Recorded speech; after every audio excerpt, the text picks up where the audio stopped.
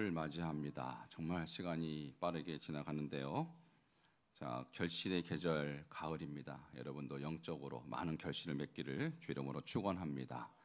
오늘 말씀의 제목은 거지 나사로와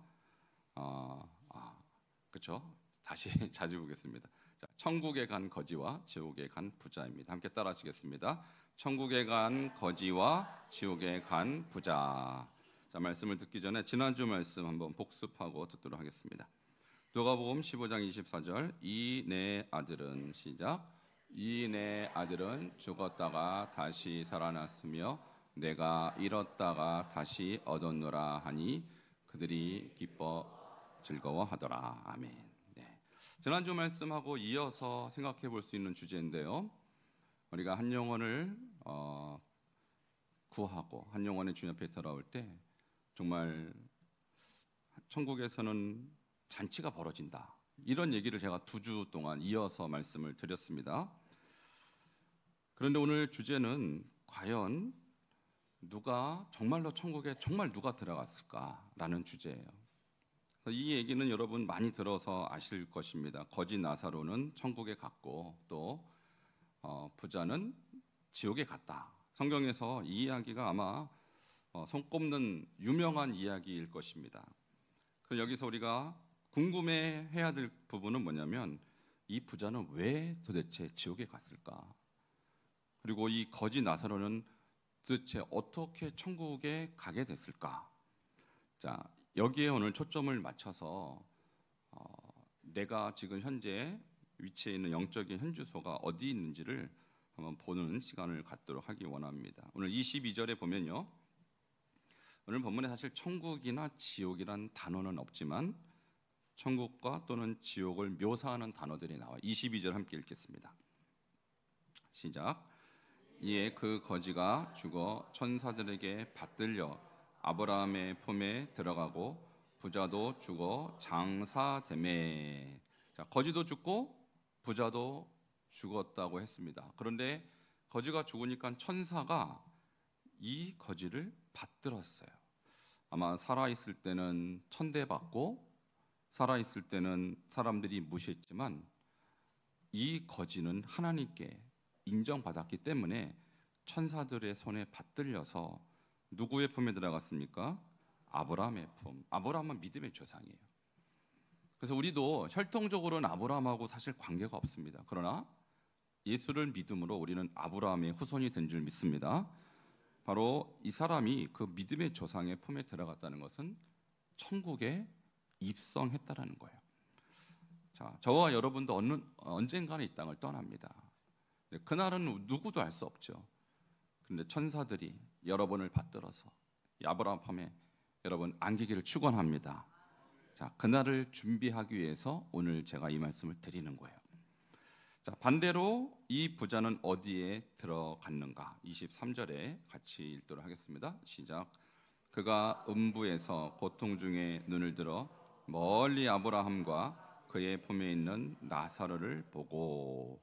자, 지옥이란 단어는 없는데 음부라는 단어가 나옵니다. 이 음부가 원어 헬라로 보면 하데스라고 하는데요. 자, 죽은 자가 들어가서 고통받는 곳, 그런 뜻이에요. 그러니까 지옥입니다. 그런데 우리가 이런 생각을 할 수 있어요. 도대체 그러면 이 부자가 무엇을 잘못해서 지옥에 갔는가? 우리가 이유를 이제는 살펴볼 필요가 있습니다. 자, 부자가 지옥에 떨어진 이유 19절과 20절의 근거를 찾을 수가 있습니다. 함께 19절 보겠습니다. 시작. 한 부자가 있어 자색 옷과 고운 베옷을 입고 날마다 호화롭게 즐기더라. 자, 부자가 자색 옷과 고운 베옷을 입었다. 자색 옷은요, 그 사람의 지위가 높다는 뜻이고요. 고운 베옷은 금보다 2배나 비쌌다고 해요. 그러니까 지위도 높고 돈도 많았던 사람이라는 것입니다. 그리고 그 사람은 어떻게 살았냐? 날마다 호화롭게 즐겼다고 했어요. 그러면 이것이 과연 죄가 될 수 있을까? 돈이 많고 지위가 높으니까 날마다 뭔가 행사가 있었을 것입니다. 이거 가지고 이 사람이 지옥 갈 이유를 저는 솔직히 모르겠어요. 19절을 보고서는 이 사람의 잘못을 저는 찾을 수가 없습니다. 그러나 20절에서 뭔가 문제가 발견됩니다. 함께 20절도 읽겠습니다. 시작. 그런데 나사로라 이름하는 한 거지가 헌데투성이로 그의 대문 앞에 버려진 채, 이렇게 나와 있어요. 자, 여기 버려진 채라는 이 단어에 주목하시기 바랍니다. 누가 버렸습니까? 그 집 주인이 이 사람을 날마다 봤을 것입니다. 날마다 왔다 갔다 하면서 거지를 왜 못 봤겠어요? 그런데 이 거지가 여기서 버려진 채라는 이 단어를 원어로 보면요, 누워 있었다 이런 뜻이에요. 날마다 누워 있었기 때문에 움직이지 못했어요. 그러면 이 사람을 위하여 음식이라든지 약이라든지 뭔가 조치를 취했어야 되는 거죠. 저는 이 얘기를 들으면서, 이 얘기를 읽으면서 어떤 장면이 생각났냐면 강도 만난 사람이 생각났어요. 여러분, 강도 만난 그 사람이 누워 있었어요. 움직일 수 없었어요. 근데 누가 지나갑니까? 제사장이 지나가죠. 레위인도 지나갑니다. 그런데 못 본 채하고 휙 돌아갔어요. 저는 그런 이미지가 떠올랐어요. 여러분, 구약 율법에 보면요, 이런 율법이 있습니다. 레위기 23장 22절에 이미 제가 여러분에게 여러 번 말씀드린 부분인데요, 구약 율법은 가난한 자 그리고 나그네, 고아, 과부를 의무적으로 돕게 돼 있어요. 그러니까 이 부자 입장에서 이 사람을 의무적으로 도와야 될 책임이 있었는데 그것을 버린 사람이라는 것입니다. 레위기 23장 22절, 너희 땅에 곡물을 벨 때 밭, 모퉁이까지 다 베지 말며 떨어진 것을 줍지 말고 그것을 누구를 위해서? 가난한 자와 거류민을 위하여 남겨두라. 나는 너희 하나님 여호와니라. 이 모퉁이법, 이 모퉁이를 폐하라고 하죠. 폐하법. 자, 우리 교회는 그것을 실천하기 위해서 공유 냉장고를 하고 있습니다. 가끔 가다가 저렇게 누가 가져가나 이렇게 보면요, 정말 이렇게 동네 어려운 분들이 많이 가져가시기도 합니다. 어린 아이들도 가져가고. 여러분, 우리의 목 가운데 여러분이 열심히 일해서 어떤 수입이 있다 하면 그 수입 가운데 하나님이 이렇게 모퉁이는 네 거 아니야 라고 했다라는 거예요. 내가 벌었는데요? 근데 주님은 뭐라고 하냐면 아니야, 그건 네 거 아니야. 그런 주인이 따로 있어. 가난한 자와 거류민을 위하여 남겨둬. 그리고 나는 너희 하나님 여호와니라. 하나님의 명령이야 라는 뜻이에요. 자, 그것을 이 부자가 알았을까요? 몰랐을까요? 네, 알았습니다. 이 부자가 알았다는 증거가 뭐냐면 이 16장 스토리를 전반적으로 1절부터 끝까지 읽어보면 중간에 이 대화가 누구와 진행하냐면 바로 바리새인과 이 대화를 진행합니다. 자, 바리새인과 대화 나누는 장면이 16장 14절에 이런 이야기가 등장합니다. 함께 읽겠습니다. 시작. 바리새인들은 돈을 좋아하는 자들이라 이 모든 것을 듣고 비웃거늘. 아멘. 예수님이 이렇게 말씀하세요. 하나님과 재물을 겸하여 섬길 수 없느니라 하니까 바리새인들이 듣고 비웃었다고 그랬어요. 왜냐하면 예수, 네가 뭔데 우리가 재물을 얻든 못 얻든 당신이 무슨 상관이야? 라고 그 사람에게 따지는 것과 똑같습니다. 그러니까 지금 16장 14절에 이어서 이 거지 부자 얘기가 나오는 것이라면 아마도 이 부자는 바리새인을 비유적으로 설명한 것이다, 이렇게 해설을 할 수가 있어요. 결과적으로 바리새인들은 예수님께 비판을 받았습니다. 비난을 받았습니다. 왜냐하면 그들은 사실 굉장히 존경받았던 그 시대의 영적 지도자들이었어요. 그들은 금식도 성실하게 했고요, 그들은 11조도 너무나도 열심히 했던 사람이에요. 그런데 주님은 그 사람들 왜 비난했을까? 왜 주님은 그런 율법에 철저했던 사람들을 왜 비판했을까? 그들의 중심은 그렇지 않았기 때문이에요. 그들의 마음속에는 하나님에 대한 사랑, 열정, 헌신이 아닌 사람들한테 보이려고 했다라는 것입니다. 그래서 예수님이 이런 말씀도 하시죠. 너희가 바리새인과 서기관의 의보다 더 낫지 못하면 결단코 천국에 들어가지 못하리라. 예수님이요, 결단코라만을 쓴 사람은 바리새인과 서기관이에요. 그 사람들처럼 살면 안 돼. 그리고 그 사람들을 비유적으로 오늘 내세운 인물이 바로 이 부자라는 거예요. 율법을 잘 알았던, 그리고 오히려 율법을 잘 지켜야 했던 그 사람은 사람들이 보는 데서는 굉장히 경건하게 살았지만 아무도 보지 않는 데서는 호화롭게 즐기면서도 거지 한 명쯤은 눈 감고 모른 채 했다라는 거예요. 이것이 그 사람의 죄라는 것입니다.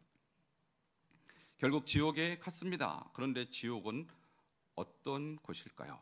자, 지옥에 대한 설명을 16장 24절에서 우리가 볼 수 있습니다. 16장 24절을 함께 읽겠습니다. 시작.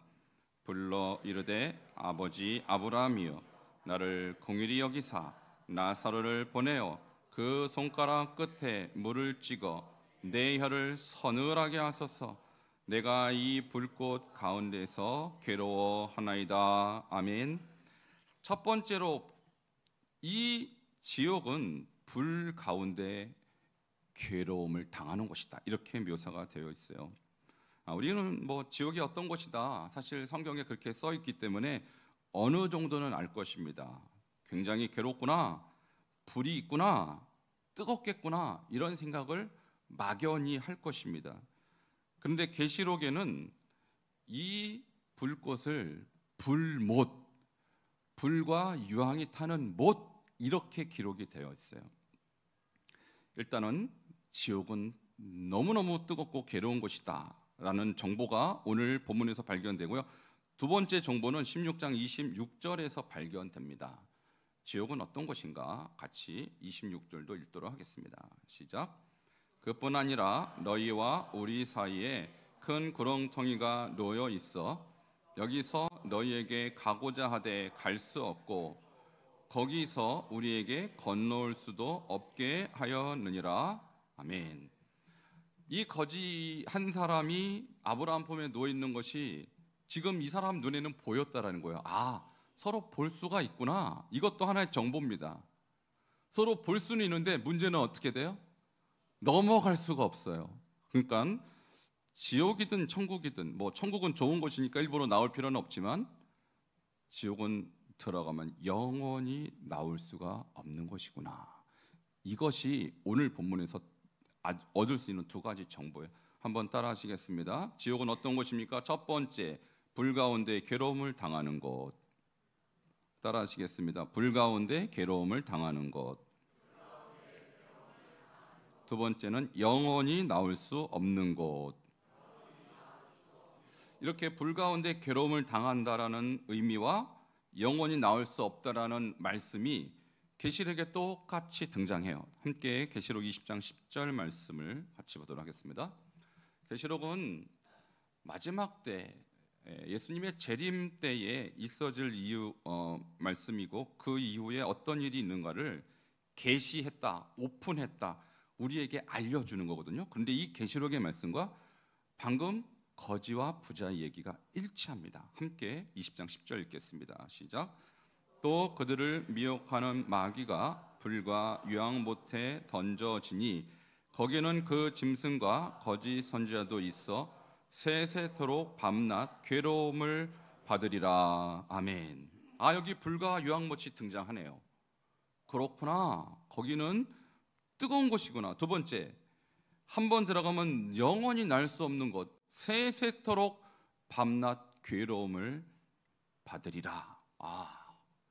자, 여러분, 이쯤 되면 여러분이 이제 어떤 생각이 들어야 되냐면 절대로 지옥에 가지 말아야겠구나. 자, 이런 생각이 드시죠? 제가 여러분께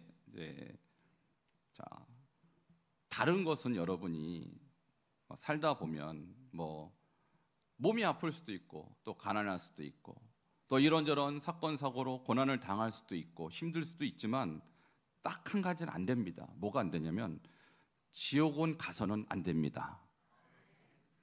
자, 여러분이 지금 교회 나오셨어요. 예배를 드리러 나오셨고, 저는 여러분께 지금 하나님의 말씀을 전달하고 설교하고 있는데, 결국은 교회에 나오는 이유는 딱 한 가지입니다. 딱 한 가지예요.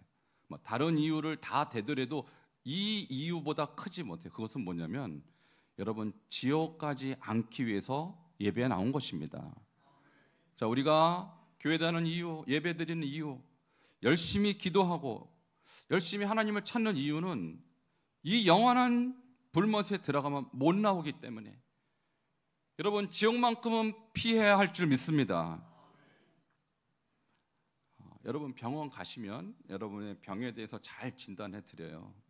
저도 이런저런 병을 알아봤기 때문에 병원 가면 의학이 너무너무 발달해서 너무너무 세밀하게 잘 봐줘요. 그런데 말입니다, MRI 찍고 CT 찍어도 죄는 안 나와요. 그러니까 여러분에게 여러분의 영적 상태가 어떻다라는 것을 의사는 말해주지 않습니다. 아무리 명이라도 여러분이 천국 갈지 지옥 갈지 말해주지 않아요. 이 얘기는 교회에서만 합니다. 교회 나오셔야 돼요. 그래서 여러분 가족들, 여러분 친구들, 이웃들, 교회 안 나오고 건강 찾아서 열심히 좋은 거 먹고 병원 가도 죽었다 깨어나도 의사들은 이 얘기 안 해줍니다.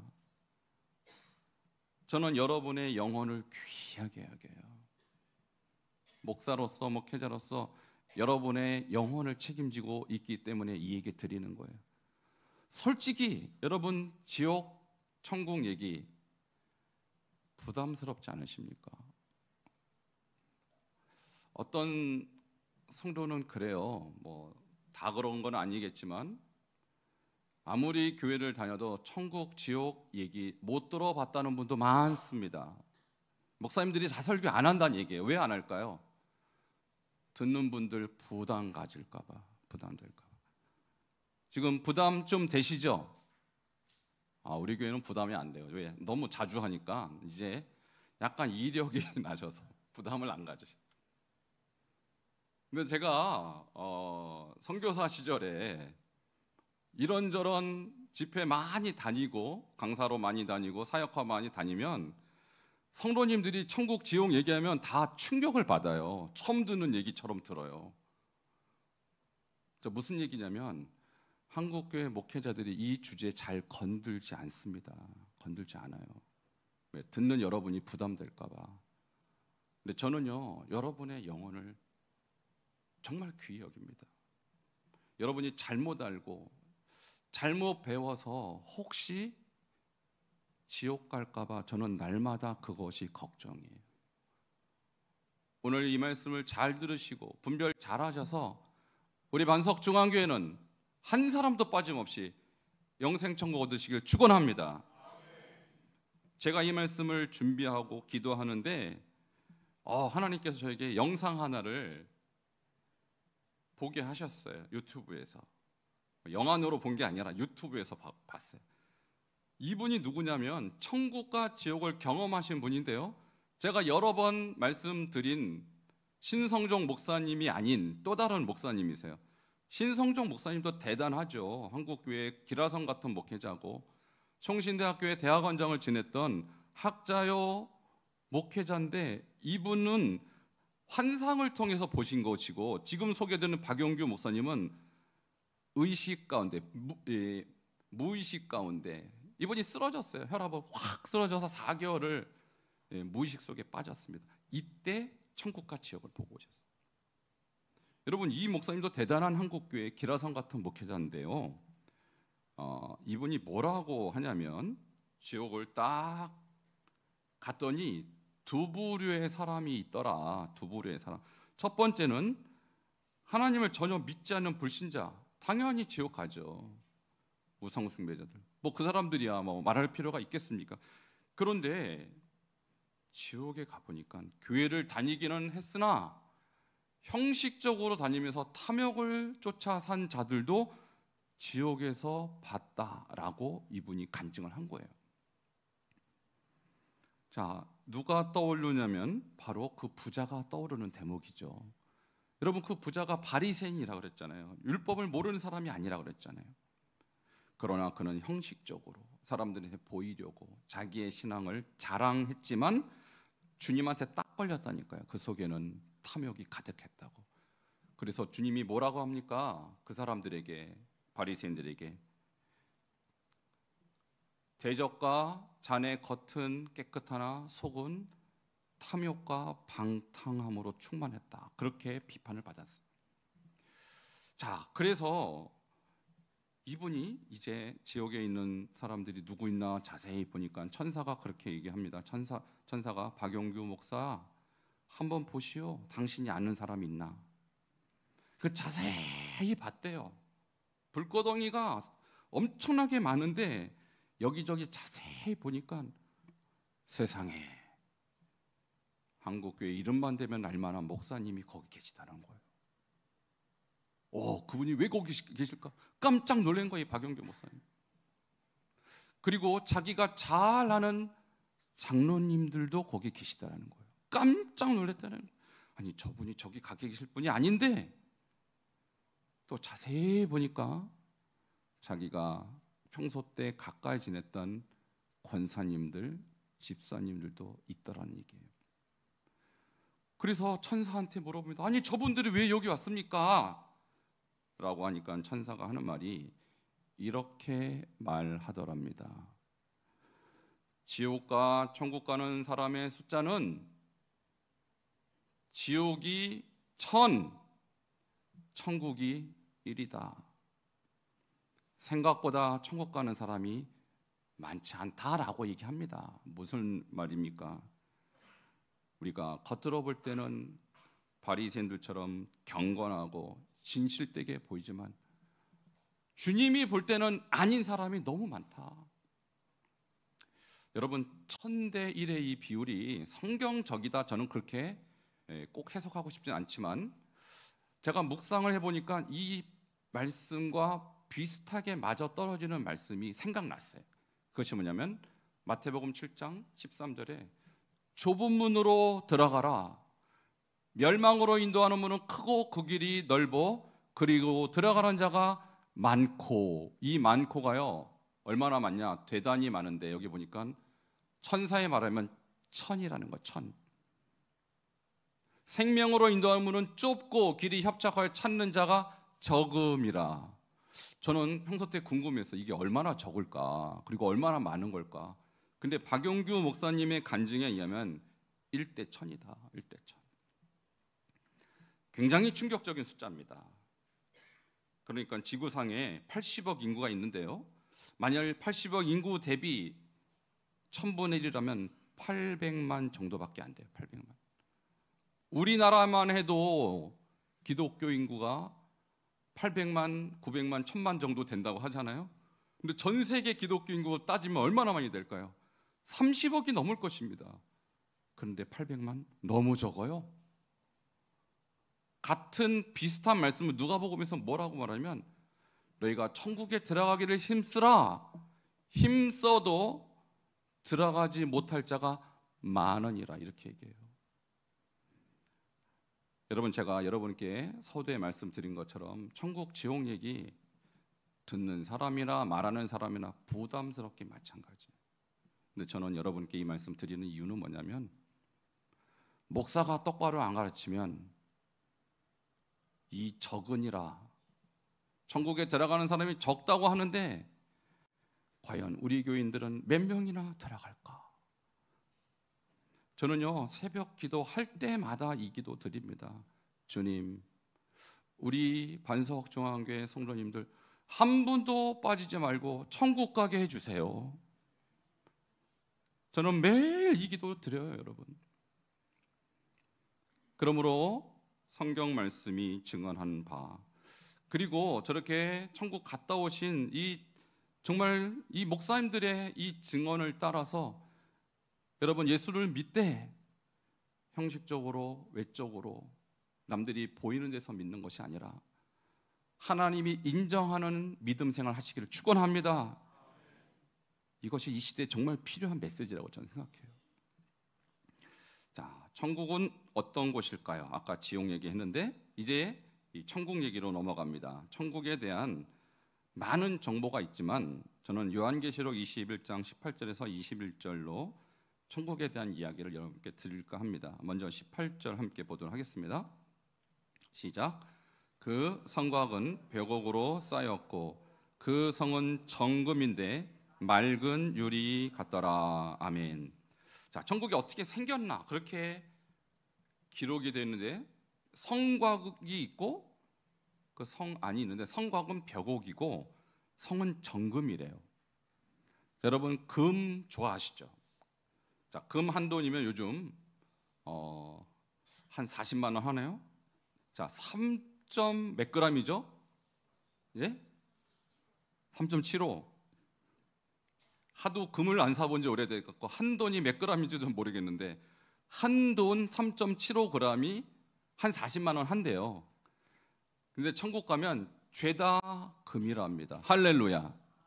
자, 이 얘기는 제가 왜 이 얘기를 하냐면 이 땅에서의 금을 귀하게 여기지 마시기 바랍니다. 아무리 귀해도 천국 가면 벽이다, 그리고 길바닥이다, 건물이다 금이라는 거예요. 그리고 천국의 성곽의 기초석에 대한 19절 설명이 나오는데 이렇게 나옵니다. 자, 첫째는 벽옥이고 둘째는 남보석이고 셋째는 옥수고 넷째는 녹보석이다. 저는 이런 보석들을 본 적이 없어서 인터넷 찾아봤더니 저렇게 조금씩 다르게 나와요. 자, 그리고 다섯째는 홍만호, 여섯째는 홍보석, 일곱째는 황옥, 노곡, 담황옥, 비치옥, 청옥, 자수정. 이름도 생소한 저 보석들이 천국에선 뭐에 쓰인다고요? 담벼락에 붙여놓는다고요. 담벼락에. 그러니까 여러분 다이아 하나 여러분 손가락에 끼면 행복하고 즐거우실 텐데 죄송합니다. 천국 가면 아무것도 아니에요. 그게. 그러니까 여러분 그런 것들 취하려고 너무 고생하지 마시고 여러분 영생 얻는 일에 여러분 인생을 바치시기를 축원합니다. 더 설명하자면 21절에 보니까 천국에 문이 12개 있대요. 근데 문을 뭘로 만들었다고 합니까? 진주. 문을요, 여러분 보십시오. 저 유리문 하나만 해도 엄청나게 면적이 큰데 저게 다 진주라면 도대체 이 진주는 얼마나 큰 진주일까요? 그리고 고대 시대에는 금 보석보다 진주가 최고의 보석으로 여겼는데 천국 가니까 문마다 다 진주였답니다. 그리고 길도 정금이다. 제가 지금 이 본문들을 이렇게 말씀드리는 이유는 이 땅에서 아무리 여러분이 재물을 쌓고 아무리 중요하게 여기는 것들에도 천국에는 지천에 깔려 있다. 자, 그러니 우리가 물질에 매여서 물질 때문에 이 부자처럼 망하는 길 걸지 말고 가난하지만 또 아프지만 사람들보다 내가 좀 부족하지만 여러분 영생 얻는 일에 여러분의 모든 에너지를 쏟기를 축원합니다. 지금이 그럴 때라는 거예요. 지금이. 네, 천국에 딱 올라갔습니다. 박영교 목사님이. 아마 이분은 하나님이 보실 때 인정받을 만한 분이었던 것 같아요. 올라갔더니 하나님이 예수님이죠. 예수님이 질문 5가지를 한답니다. 자, 이 5가지 질문이 우리도 올라가면 질문을 받지 않을까라는 생각이 들어서 여러분께 소개를 합니다. 첫 번째, 박용규 목사야, 너는 땅에서 성경을 얼마나 읽었느냐라고 질문하셨대요. 이 질문을 왜 했을까 제가 곰곰이 생각해 보니까 성경을 읽는 자와 안 읽는 자의 마음 상태에 대한 어떤 차이점을 제가 느꼈어요. 아, 성경을 내가 정말 믿는다면, 성경이 하나님의 말씀이라고 인정한다면 그 사람은 성경 읽을까요? 안 읽을까요? 읽습니다. 하나님이 뭐라고 말씀하셨는지 궁금하니까. 근데 하나님을 믿지 않고 하나님을 존재를 인정하지 않는 사람은 성경 읽지 않습니다. 그러니까 여러분 한 주일 동안 한번 생각해 보십시오. 내가 성경을 정말 진실되게 하나님이 나에게 주시는 말씀으로 읽었는가? 아니면 벽에 잘 꽂아놓고 장식으로 썼는가? 한번 생각해 보시고요. 두 번째 이렇게 질문하셨대요. 너는 헌금을 얼마나 했느냐? 이 질문은 또 왜 하셨을까? 제가 곰곰이 생각해 봤어요. 그랬더니 이 구절이 생각나는 거예요. 너희 보물을 땅에 쌓아두지 말고 어디에 쌓아두라? 하늘에 쌓아두라. 왜 주님은 하늘에 쌓아두라고 했을까요? 너희 보물이 있는 곳에 너희 마음이 있기 때문이다 라는 거예요. 그러니까 정말 천국에 가고자 하는 사람들은 보물을 거기다 써서 마음이 거기 가 있다라는 것이죠. 자, 오늘 이 말씀을 통해서 내 마음이 지금 어디가 있지? 한번 생각해 보시면 좋을 것 같아요. 세 번째, 이런 질문을 하셨대요. 너는 땅에서 전도를 얼마나 했느냐? 이렇게 질문하셨대요. 저는 이것이 너무나도 당연한 질문이라고 생각해요. 왜냐하면 예수님이 승천하시기 전에 제자들에게 땅 끝까지 내 뭐가 되라고 그랬어요? 증인되라고 그랬어요. 그러니까 궁금하실 거 아니에요. 내가 증인되라고 했는데 증인됐니? 질문하실 것 같아요. 당연히. 자, 여러분 이 질문에도 스스로 한번 대답해 보시기 바랍니다. 네 번째 박용규 목사에게 한 질문은 너는 11조를 얼마나 어떻게 했느냐라고 질문하셨대요. 좀 의문이 갔습니다. 앞에 헌금을 질문하셨는데 왜 또 11조를 질문하셨을까? 헌금과 11조는 다른 거구나. 제가 여기서 깨달았습니다. 그러니까 11조는 주님이 뭐라 그러면 이건 내 거야. 아까 모퉁이 법도 똑같죠? 이건 가난한 자들 거고 11조는 내 거야 라고 주님이 확실하게 말씀하셨으니까 우리의 삶으로 비유해 보면 세금과 같은 거구나. 국가에서 여러분의 수입에 따라 세금 정합니다.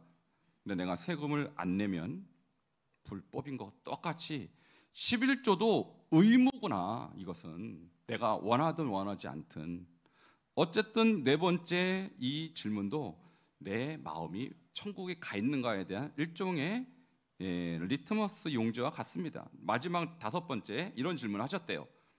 너는 기도 생활을 얼마나 하였느냐?